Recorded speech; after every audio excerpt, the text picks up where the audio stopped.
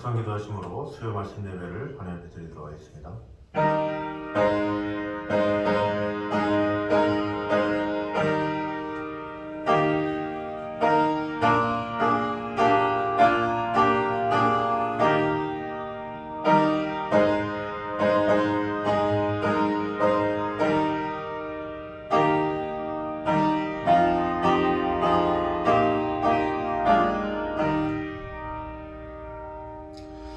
그러므로 내가 너희에게 알리노니 하나님의 영으로 말하는 자는 누구든지 예수를 저주할 자라 하지 아니하고 또 성령으로 아니하고는 누구든지 예수를 주시라 할 수 없느니라.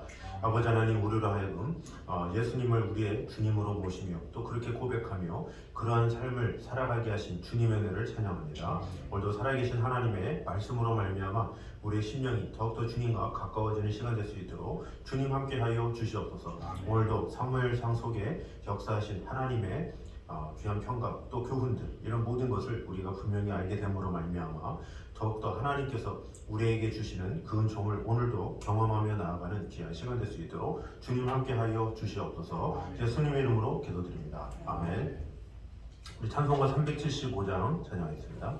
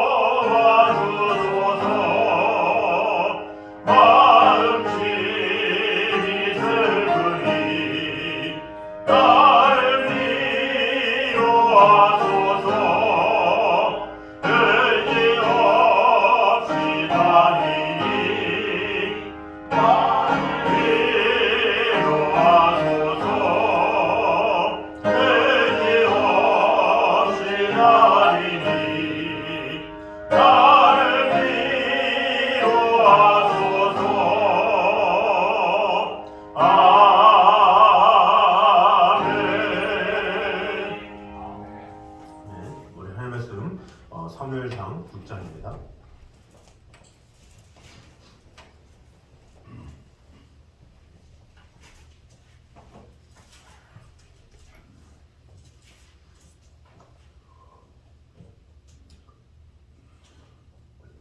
사무엘상 6장 10절에서 18절까지 말씀입니다. 사무엘상 6장 10절에서 18절까지 말씀입니다. 그 사람들이 그같이 하여 전나는 소 둘을 끌어다가 수레를 메우고 송아지들은 집에 가두고 여호와의 길과 및 금지와 그의 법정의 형상을 담은 상자를 수레에 실으니 암소가 벳세메스 길로 바로 행하여 대로로 가며 갈 때에 울고 좌우로 치우치지 아니하였고 블레셋 방백들은 벳세메스 경계선까지 따라가니라. 벳세메스 사람들이 골짜기에서 밀을 베다가 눈을 들어 괴를 보고 그 먼 곳을 기뻐하더니 수레가 베세메스 사람 여호수아의 밭 큰 돌 있는 곳에 이르러 선지라. 무리가 수레에 나무를 패고 그 암소들을 번제물로 여호와께 드리고 레이는 여호와의 귀와 그 귀와 함께 있는 큰 몸을 담긴 상자를 내려다가 큰 보리에 두매 그날에 베세메스 사람들이 여호와께 번제와 다른 제사를 드리니라. 블레셋 다섯 방백이 이것을 보고 그날에 에그론으로 돌아갔더라. 블레셋 사람이 여호와께 속번제물로 드린 큰 덕종은 이러하니 아소스를 위하여 하나요, 가사를 위하여 하나요, 아스불론을 위하여 하나요, 가를 위하여 하나요, 에그론을 위하여 하나요. 다 같이 읽겠습니다. 드린 바 금쥐들은 견고한 성읍에서부터 시골의 마을에까지 이르고 그리고 사람들이 여호와의 궤를 놓은 큰 돌에 이르기까지 다섯 방백들에게 속한 블레셋 사람들의 모든 성읍들의 수대로였더라. 그 돌은 베세메스 사람 여호수아의 밭에 오늘까지 있더라. 아멘.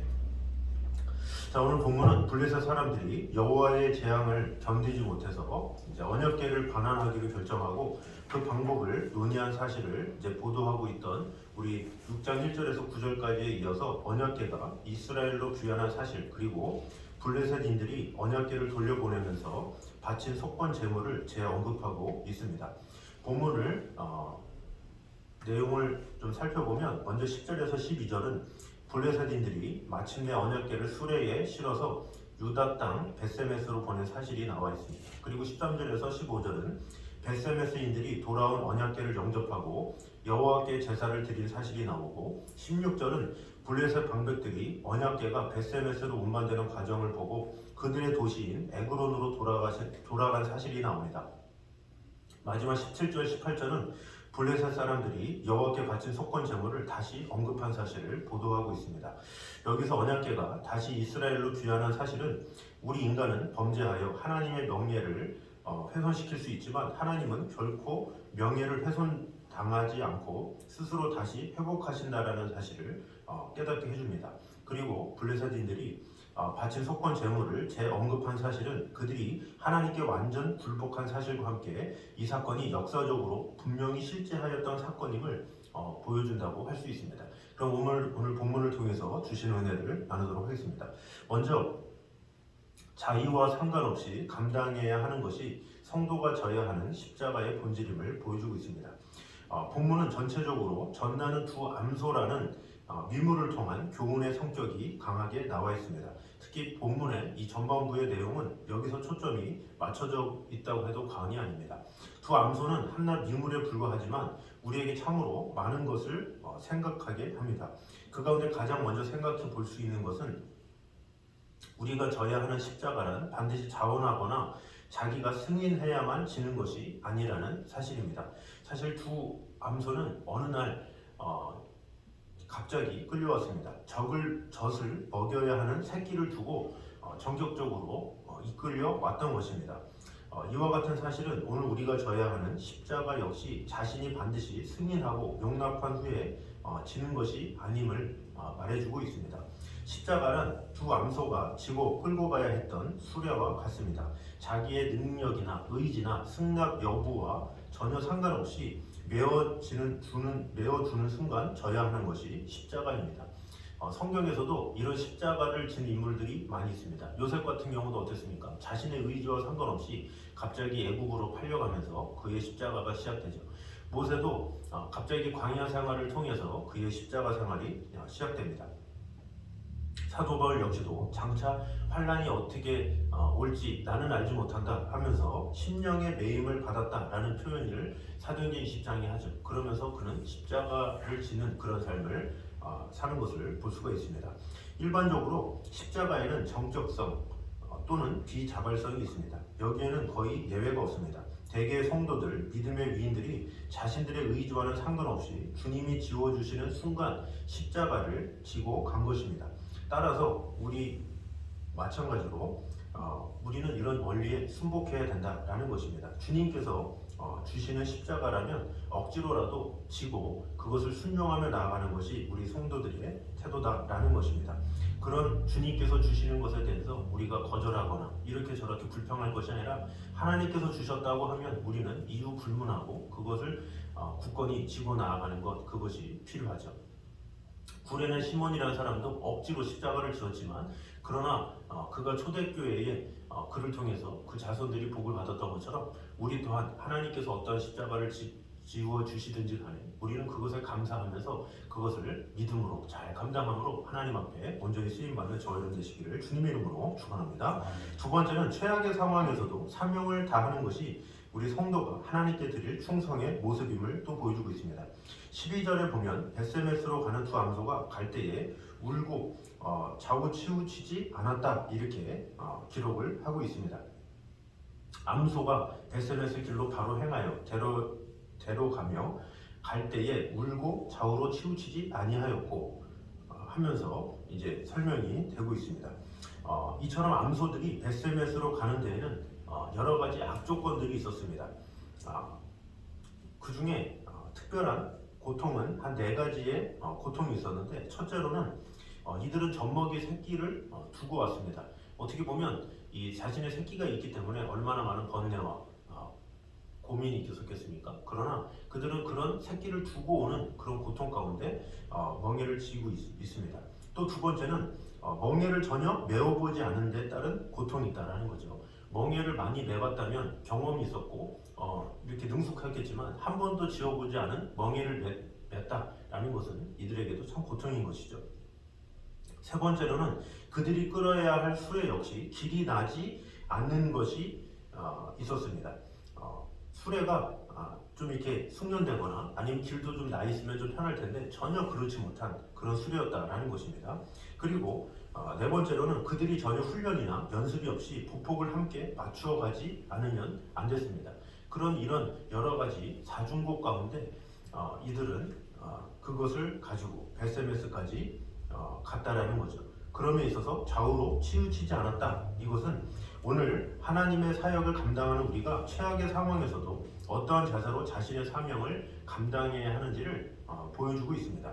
우리가 하나님 일을 하다 보면 항상 좋은 일이 있을 수 없죠. 좋은 상황이 있을 수는 없죠. 가장 편안하고 안락하고 이런 것이 하나님 일이 아니라 오히려 고난이고 또 어려움이 있고 장애물이 있고 또 많은 생각지 못한 일들이 있지만 그러나 그런 것을 하나님께서 하라고 하셨기 때문에 우리는 굳건히 하는 것이죠.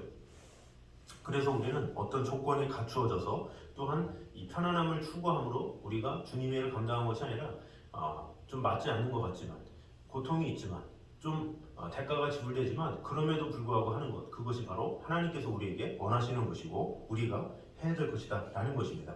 그래서 이 사도 바울도 맡은 자에게 구할 것은 오직 충성이다 이렇게 말씀하고 있죠. 그리고 요한계시록 2장 10절에서도 죽기까지 충성을 다하라 이렇게 말씀하고 있습니다. 우리가 믿음의 사람으로서 당연한 대가가 지불될 수밖에 없고 열악한 상황에서도 우리가 마음을 다하는 것, 우리는 당연히 해야 될 것이라는 것을 꼭 믿음으로 말미암아 우리에게 주어진 환경에 대해서 불평이나 원망하는 것이 아니라 하나님께서 주신 일들을 끝까지 잘 믿음으로 기쁨으로 감당하는 저와 여러분 되시기를 주님의 이름으로 축원합니다. 세 번째로는 성도는 하나님의 영광을 책임진 세상의 구경거리임을 보여주고 있습니다. 12절 하반절에 보면 벳세메스로 가는 두 암소에게는 일단에 구경꾼들이 있었습니다. 12절 후반절에 블레셋 방백들은 벳세메스 경계선까지 따라가니라 이렇게 얘기를 하고 있습니다. 사실 이 블레셋 방백들이 경계선까지 따라간 이유는 그들이 악조건 속에서 끝까지 벳세메스로 갈 것이냐 하는 것을 확인하기 위해서였습니다. 자신들에게 임한 징계가 하나님으로부터 왔다는 것을 인정하고 싶지 않았기 때문에 아마 암소들이 중간에 멈춰 서거나 돌아서는 것, 혹시 엉뚱하게 좀 돌아서기를 바랬을 것입니다. 그런데 두 암소가 묵묵히 제 길을 걸어 이 벳세메스에 당도했기 때문에 그들은 실망의 빛을 감추지 못한 채 에그론으로 돌아가지 않을 수 없었습니다. 즉 그들은 그렇게도 인정하기 싫었던 하나님의 존재와 심판을 인정하고 조용히 돌아선 것입니다. 한편 관중들 가운데서는 블레셋 방백만 있지 않죠. 13절을 또 보면 벳세메스 사람들이 골짜기에서 밀을 베다가 눈을 들어 괴를 보고 그 본 것을 기뻐하더니 이렇게 기록을 하고 있습니다. 이스라엘 자손들 역시 두 암소의 행보를 멀리서나마 관심 있게 지켜보고 있었습니다. 아마 이들은 마음속으로 두 암소의 행보를 격려했을 것입니다. 왜냐하면 그들을 통해서 언약궤가 오고 있기 때문에 기대하는 마음, 이렇게 뿌듯한 마음, 뜨거운 마음으로 기다릴 수 있었다라는 것입니다. 두 암소가 베세메스에 당도했을 때 이들이 기뻐했다는 것을 통해서 그것을 알 수 있고, 이렇게 두 암소의 행보는 극명하게 대비되는 두 무리의 관중이 있다라는 것입니다. 이런 관중은 비단 베세메스로 행했던 두 암소에게만 있는 것이 아니죠. 실상은 모든 성도들에게도 있다라는 것입니다. 한 무리의 관중은 믿지 않는 불신의 이웃과 주변 사람들이요, 한 무리의 관중은 바로 믿음의 형제와 이웃입니다. 이 관심은 갖고 지켜보는 이유 역시 극명하게 상반됩니다. 불신의 이웃들이 지켜보는 것은 우리의 실패를 보고자 하는 것입니다. 그래서 믿음의 사람들을 보면서 오히려 비아냥거리고 멸시하고 어떻게 하면 책을 잡으려는 그런 눈빛들이 있죠. 그래서 어떻게 하면 그 믿음의 사람들이 실수하는지 그런 것을 지켜보면서 혹시나 실수하거나 넘어지면 그때를 삼아가지고 오히려 조롱하고 이렇게 핍박하거나 아니면 무안을 주는 그런 모습이 있다라는 것입니다. 다 안 보는 것 같아도 사실은 조롱하고 비웃고자 하는 열망이 크기 때문에 이 세상 사람들은 상당히 관심 있게 믿음의 사람들을 지켜보고 있죠. 그러나 우리가 외롭지 않은 것은 우리 주위에 또 같은 믿음의 형제들이 있기 때문에 우리는 외롭지 않다라는 것입니다. 그들은 우리에게 격려를 주고, 우리가 힘들 때 힘을 주고, 우리가 쓰러지려고 할 때 오히려 힘과 용기를 주려고 하는 자들이죠.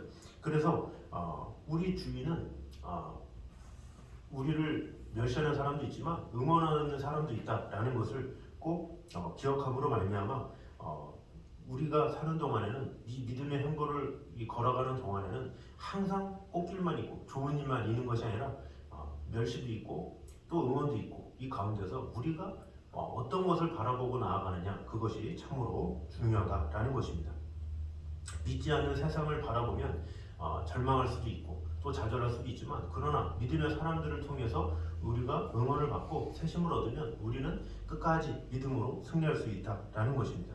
그래서 우리는 이 세상에 대해서는 조신하게 행동하며 또 덕을 세우며 또 믿음의 사람들에게는 오히려 우리가 힘을 주며 사람들을 온전히 하나님의 사랑으로 이끌게 됨으로 말미암아 우리가 걸어가는 이 길에는 여러 가지 많은 일들이 있고 많은 사람이 있고 많은 상황이 있다는 것을 꼭 깨달음으로 말미암아 우리가 이런 길 가는 가운데 하나님과 온전히 동행함으로 어떤 상황에서도 우리가 시험을 당하거나 어려움을 당하지 말고 낙심하지 말고 오직 하나님께서 주신 믿음의 소망을 따라 믿음의 형제들과 함께 늘 믿음으로 승리하며 나아가는 저희 여러분 되시기를 주님의 이름으로 축원합니다. 마지막 네 번째로 베세메스로 간 두 암수의 최후는 성도의 봉사의 끝을 알려주고 있습니다.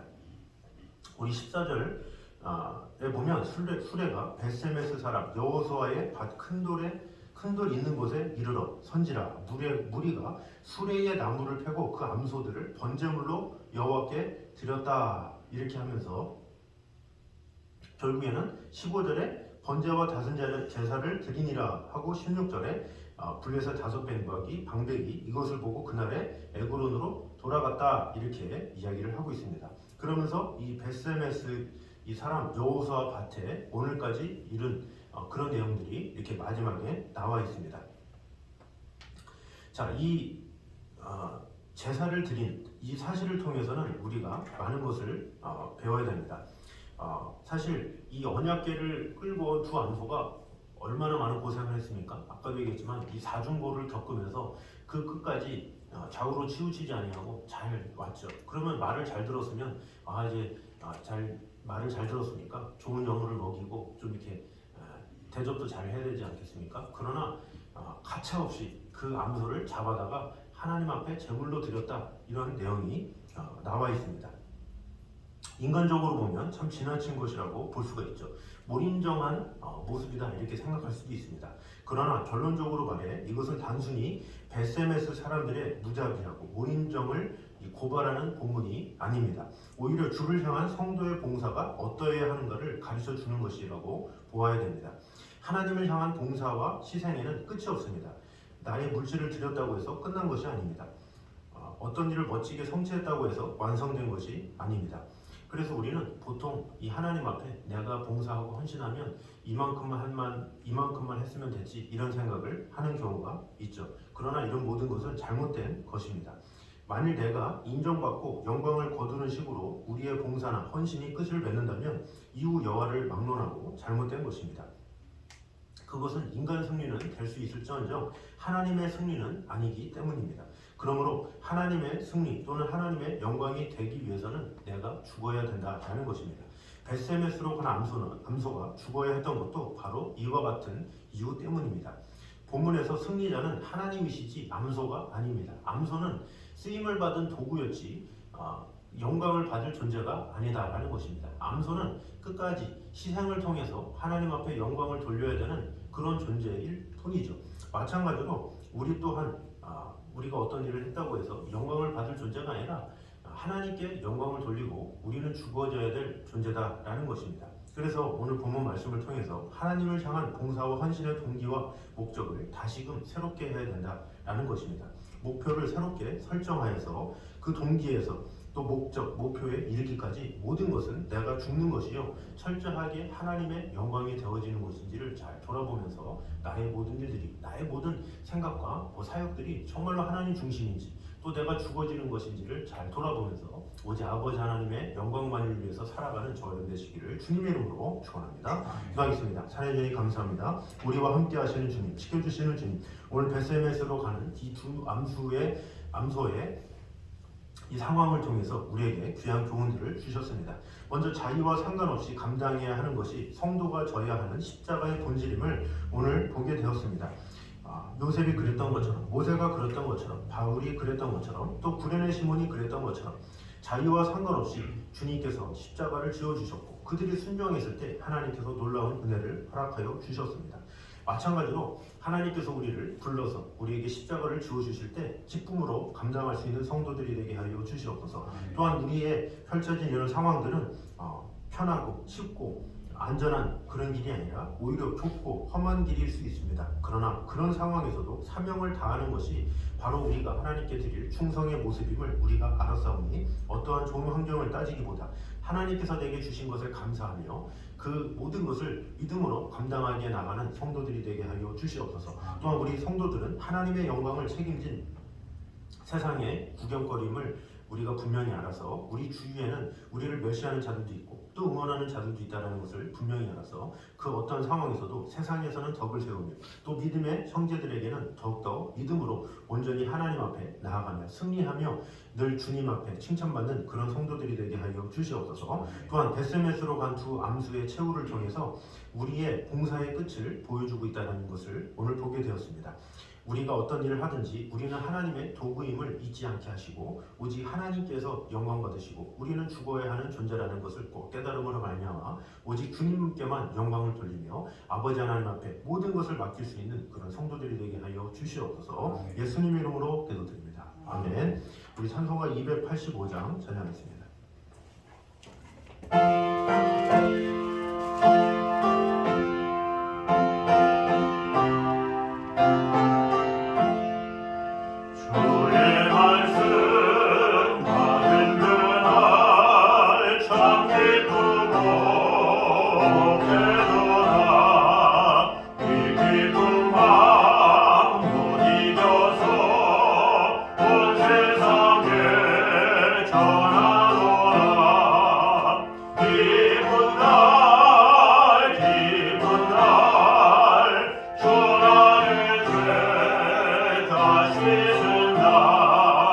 늘 기도하고 늘 기도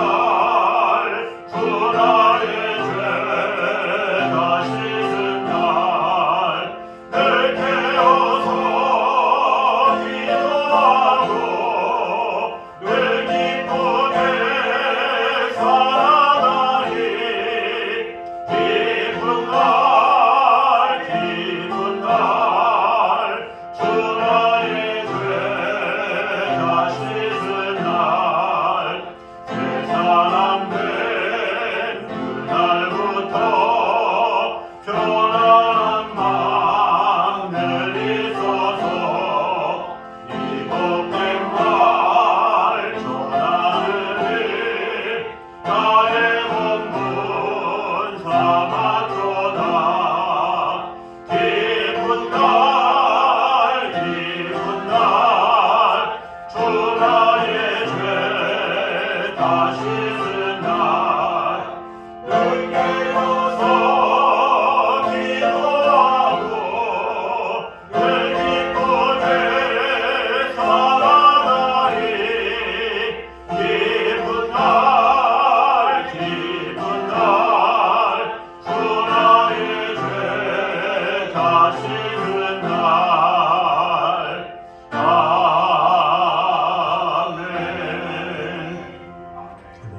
이제는 우리 주 예수 그리스도의 은혜와 아버지 하나님의 무한하신 사랑과 성령님의 교통하심이 늘 하나님께서 우리와 늘 언제나 함께 하심을 믿고 오직 아버지 하나님의 영광만을 위해서 살아가길 원하는 이 자리에 있는 모든 성도들 위해 이제부터 영원까지 함께 있기를 간절히 축원하옵나이다. 아멘.